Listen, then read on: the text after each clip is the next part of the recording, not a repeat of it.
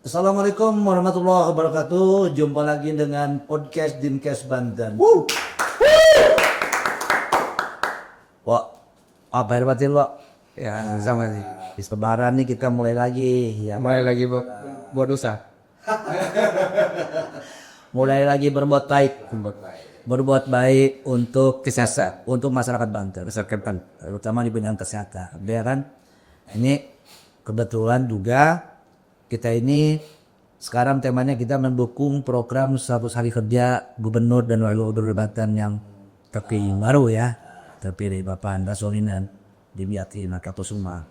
Ini kan ada program kesehatan, jadi 100 hari kerja per daerah, terutama Gubernur dan Wakil Gubernur Banten ini punya satu tagline tentang kesehatan, Banten bebas dari penyakit ya.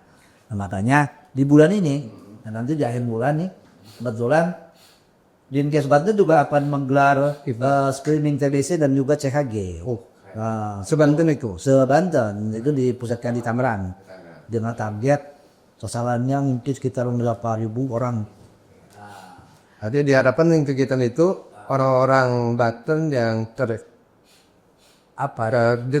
lah, Deteksi ya, bisa ditangani secara lebih dini ya. bisa ditangani secara dini. Tentu saja untuk mendukung program nasional di nasional. Karena TBC itu luar biasa ternyata. Nah, ternyata setelah ditangani Menyumbang angka kematian yang cukup lumayan besar. Ya kan? nomor 3 atau nomor 2 ya? Nomor 3 Kayaknya gitu kan, coba kita lihat ya. Ya ada beberapa catatan. Tapi kita sebelum mengarah ke sana, biar nggak bosan-bosan, kita kasih tahu masyarakat Banten, para penonton semua, TBC itu kan jenis penyakit ya, Ya itu bahkan yang menular ya. Yang menular disebut oleh bakteri Bacterium tuberculosis. Makanya TBC sebetulnya kan singkatannya tuberculosis dia. Bakteri ini biasanya katanya menyerang paru-paru. Nah dulu kita pernah disampaikan tuh sama Dr. Tri. Dr. Tri juga yang tugas di Rumah Sakit Banten ya. Nah tentang bagaimana bahayanya penyakit ini. Ya kan? Jadi ini bukan hanya menyerang paru-paru. Tapi juga menyerang organ lain tadi. Ya kan? Lu punya paru-paru? punya. Tapi nggak tahu udah diserang apa belum. Tapi jangan diserang kan. Pikir mau jawab nggak punya ya. Hebat nggak punya. Itu. Jadi kalau seandainya paru-paru diserang, dia menyerang juga yang lain. Bener ya. Ya makanya kalau kelihatannya kan lu sehat. Sehat. Tapi belum tentu. Ya kita kan biasa membantu di dinas kesehatan, masa sih nggak sehat? Nanti tinggal laporan aja Mbok Hadis, Bu, di PV saya ya, kalau kurang sehat nih ya. Lalu tanya sama dia, apanya? Paru tadi. Paru kirain kantong. Ya kan? Nah ini, jadi kalau saya dari catatan dinas kesehatan, ini Mbak, jadi organ yang diserang itu biasanya paru-paru, tapi juga dapat menyerang organ lain, seperti tulang, Betul. kulit, otak, kelenjar getah benih, otak dan jantung.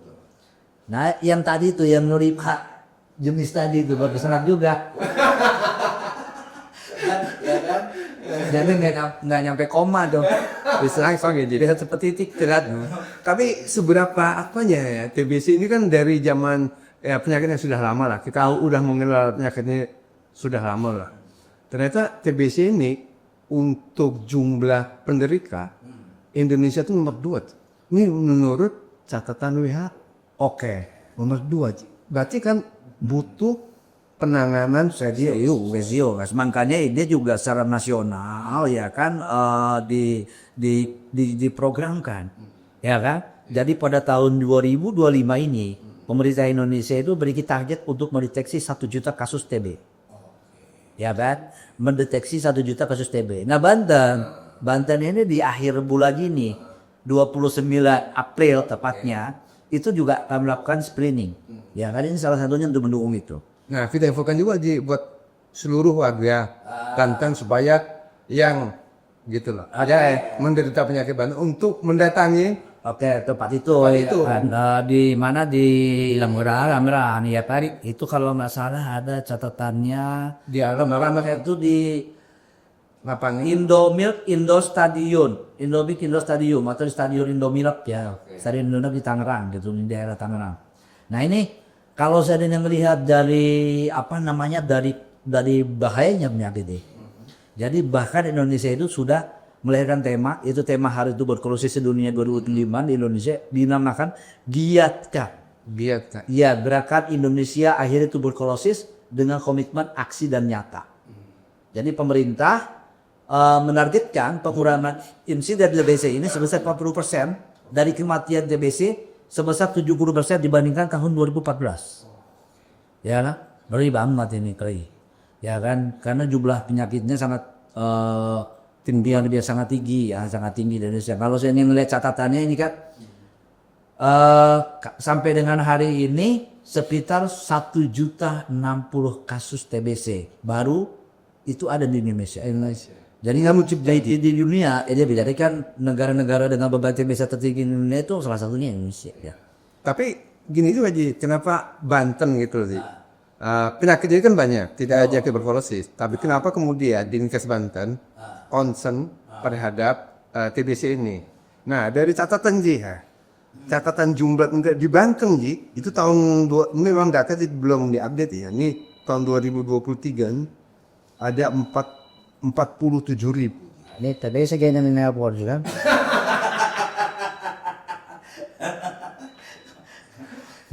Oke, jadi kalau melihat dari jumlahnya sehingga wajar. Tetapi ya bukan hanya TBC yang menjadi concern pemerintah. Tentu saja ini kan pada pelaksanaan di akhir bulan ini kan screening TBC dan juga cek kesehatan gratis. Cek kesehatan gratis tentu saja ini untuk mendeteksi penyakit lain yang baik. Lalu concern Banten juga terhadap beberapa belepotan deh. Maksudnya bukan terhadap penyakit itu saja, tetapi juga bagaimana masyarakat Banten supaya hidup sehat. Konsep Pemprov Banten juga melalui dinas kesehatan kan dengan melahirkan beberapa rumah sakit ya. Membangun beberapa rumah sakit. Di antaranya ada rumah sakit yang baru nih yang mau akan diresmikan. Ada rumah sakit Labuan, ada RSUD Labuan, ada RSUD Cilogram. Lalu RSUD Banten ini di sini juga fasilitasnya harus ditambah. Kalau seandainya belum lama ini mundur lima hidup berdinas di Banten ini akan dijadikan rumah sakit daerah role model dengan kelengkapan berbagai macam fasilitas yang disiapkan. Artinya fasilitas rumah sakit yang ada di Banten akan lebih komplit, sehingga warga Banten tidak perlu berobat ke luar. Iya. Harus cukup di Banten saja sudah memadai fasilitasnya. Lalu hal lain juga menjadi komitmen pemerintahan sekarang. Kalau ini kan ada keluhan-keluhan terkait beberapa pasien, terutama pasien dari Banten yang berobat ke luar Banten, misalnya ke Jakarta. Ini kan Darmais menjadi salah satu rujukan dari jantung dan tolong. Lalu ini ada keluhan yang ditanyakan ketika datang ke sana mantri, jadi masyarakat Banten di sana tuh ada repot untuk bolak-balik. Rumah singgah dan lain sebagainya, sehingga informasi yang gue dapat nih nanti perlu kita konfirmasi ulang bahwa Banten sudah menyiapkan rumah singgah menyulap kantor penghubung yang di sana itu banyak mes yang disiapkan itu dijadikan rumah singgah masyarakat yang mau berobat ke Darmais, terkait ke Darmais maupun ke harapan kita banyak harapan kita, lalu berobat ke yang di pasal minggu itu Cipto recek karena kan rujukannya itu ya. Iya. Harapan kita, Darmais, Cipto, ya kan, jadi banyak berobat ke sana. Sehingga pemerintah menyiapkan rumah singgah. Jadi masyarakat bisa menggunakan mes kantor penghubung itu untuk kepentingan stay selama di Jakarta. Sehingga warga Banten tidak perlu bolak-balik lah ya. Betul. Karena bolak-balik menguntungkan pengusaha prima jasa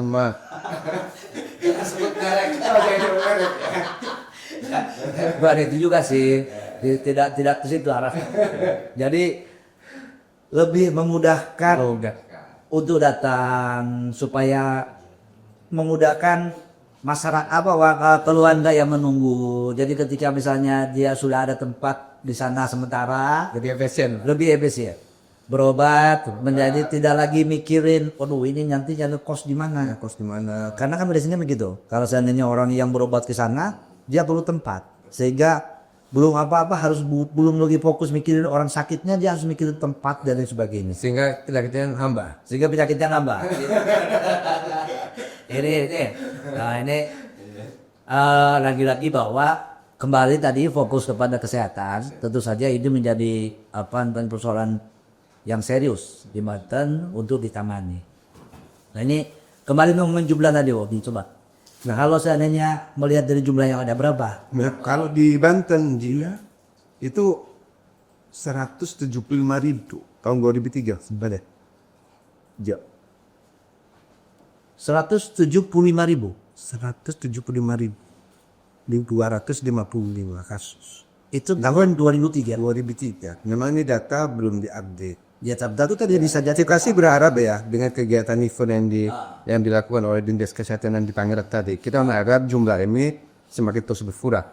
Tapi kan kita harus tetap ingatkan, kita sampaikan ke masyarakat Banten untuk ya memanfaatkan lah. memanage ya. Supaya bisa mendatangin event Dinas Kesehatan ini, bisa ditanganin, bisa dicegah gitu. Sehingga angka-angka ini menjadi lebih kecil sih. Betul. Nah ini kalau melihat dari jumlahnya, ini kan kalau seandainya catatan yang ada, peningkatan kasus kenaikan insiden TBC ini dari tahun ke tahun selalu mengalami peningkatan. Ya kan? Jadi peningkatannya itu bisa mencapai, kalau dari catatan yang ada ini, tahun dari 2020 sampai dengan 2021 itu naiknya sekitar 14,9%. Ya kan? Sehingga wajar ya. Betul. Sedangkan pada tahun 2001 sampai dengan tahun 2022 itu naik 42,3%. Ya artinya kalau seandainya sekarang dari tahun 2002 sampai dengan 2005 peningkatannya bisa lebih tinggi kami gitu. Sehingga ini pemerintah konsen bagaimana cara menanggulangi penyakit ini. Jadi upaya penanggulangan ini untuk apa? Jadi tujuannya untuk mencapai eliminasi TBC pada tahun 2030. Nah, 2030 diharapkan biar TBC di Banten. Betul. Jadi bukan hanya di Banten tapi di Indonesia kan. Makanya dilakukan screening TBC ini. Screening TBC tujuannya tadi satu untuk mencegah dan juga untuk mendeteksi. Iya. Karena targetnya ini kan tadi. Targetnya supaya bisa terdeteksi sebanyak 1 juta ya. 1 juta kasus gitu kan. Tapi tingginya persentase itu ya, kalau lihat penyakit ini kan penyakit menular, sehingga ya secara logika ya menjadi rasional karena dia menular, maka persentase peningkatannya juga tinggi. Tetapi kan lagi-lagi karena ini butuh disampaikan juga, terutama kepada masyarakat yang terkena maupun yang tidak menjadi. Artinya untuk menjaga kesehatan, bagaimana mencegah penularan. Nah gini gitu nih. Nah ini juga perlu dikasih tahu, bagaimana penyakit ini menular kan begitu ya. Seperti apa pencegahannya lah, bagaimana gejalanya kan begitu. Supaya target di tahun 2030 itu ya kan tereliminasi itu bisa menurun jumlahnya dari target itu 50 sampai dengan 70% dari jumlah yang ada. Ini udah konsen pemerintah. Maka ya tentu saja ini perlu juga kita sampaikan, ya kan? Penyebabnya TBC itu tadi sudah disampaikan bahwa melalui virus ya, virus. Lalu yang kedua kita juga penularannya mesti disampaikan. Ya penularannya itu dari mana? Ya penularannya itu dari baru udara, bersin, batuk. Makanya ada kewajiban tuh kalau bersin tutup, batuk tutup. Biar lu paruin tuh Ya, tapi ya tutup muka. Tutup hidung lah kan.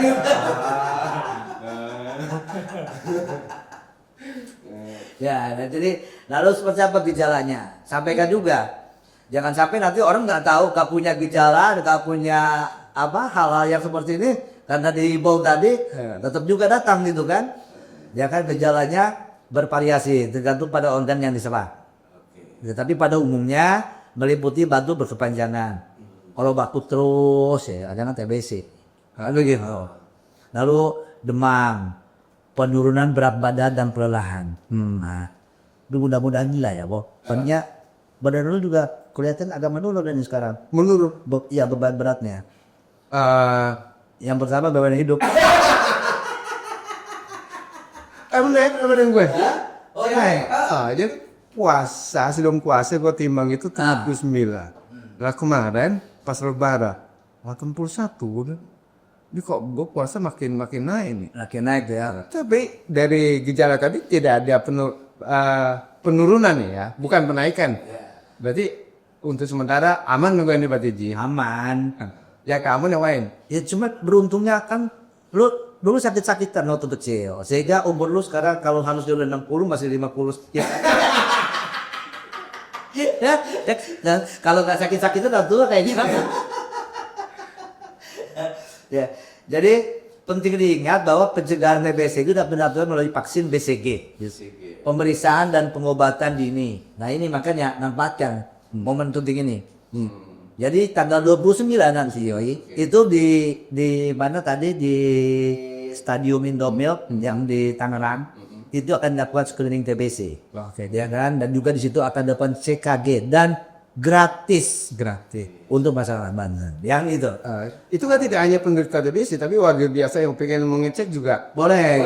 Nah, makanya tadi di gejala tadi kita harus sampaikan. Jadi kepada masyarakat Banten yang punya gejala ini segera diharapkan untuk mendatangi atau tadi Kayak tadi kan soal batuk yang berkepanjangan, terus di sini ada nyeri dada, berkeringat di malam hari, bilang nafsu makan, penurunan berat badan, demam dan menggigil ini. Kalau warga Bandung mungkin yang bergejala ini diarahkan untuk gitu. Iya, ya berterikat di malam hari itu tentu saja ya ada indikasi lain. Ya kalau malam-malamnya lari ya masa nggak keringetan kan gitu. Atau malamnya sunah.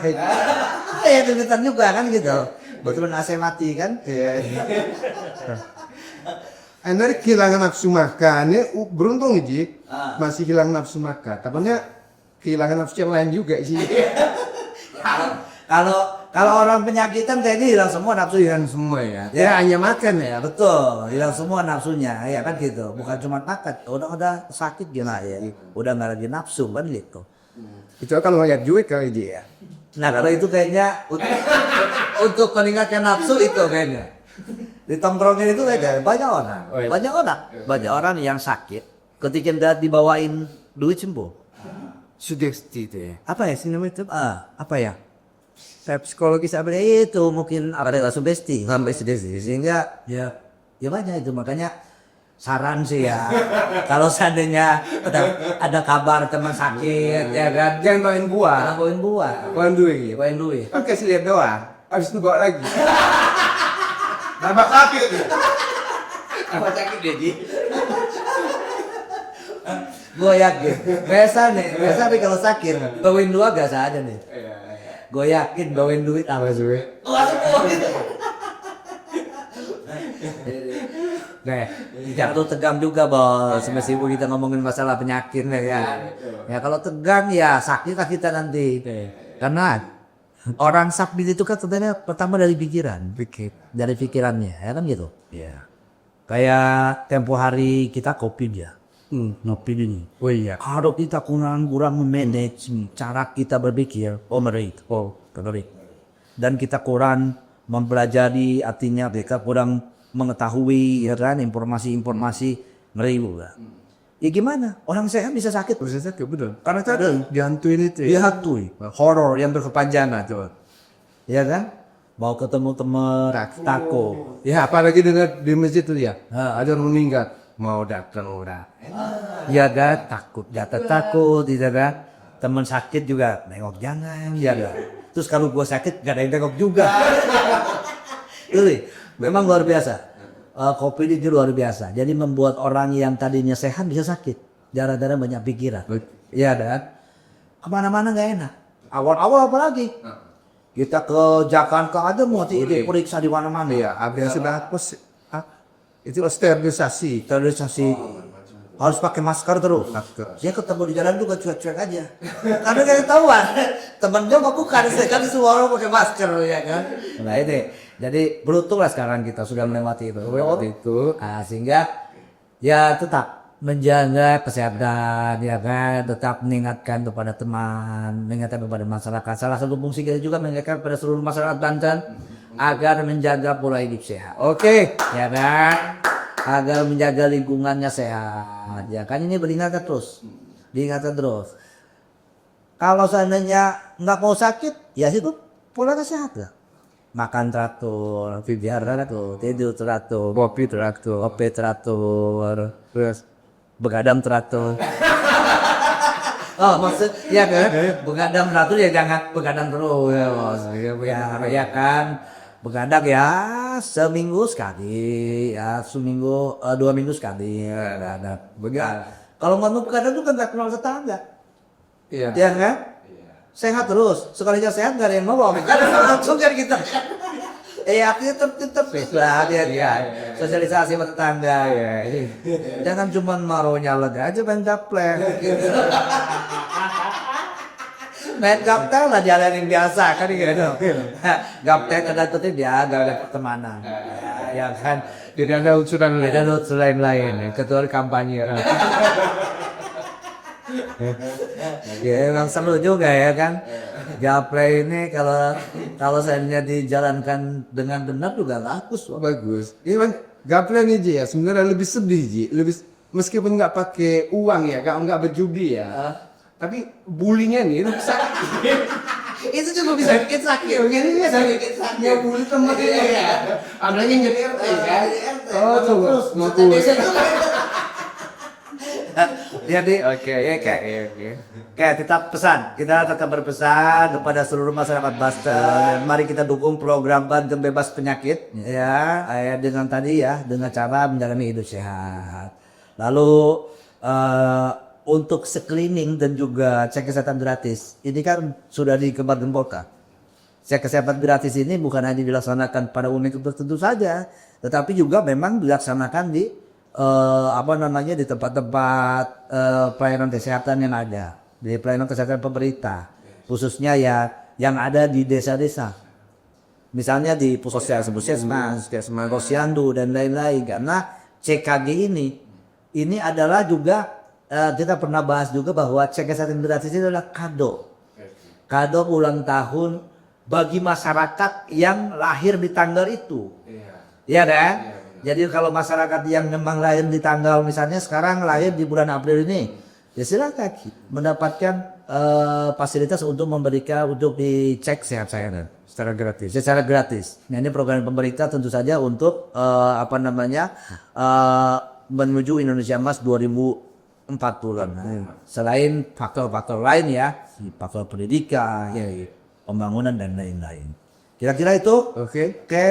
Untuk pertemuan kita pada hari ini, semoga bisa memberikan manfaat. Jaga kesehatan, hidup teratur dan hidup tertib. Salam dari kami. Assalamualaikum warahmatullahi wabarakatuh. Waalaikumsalam.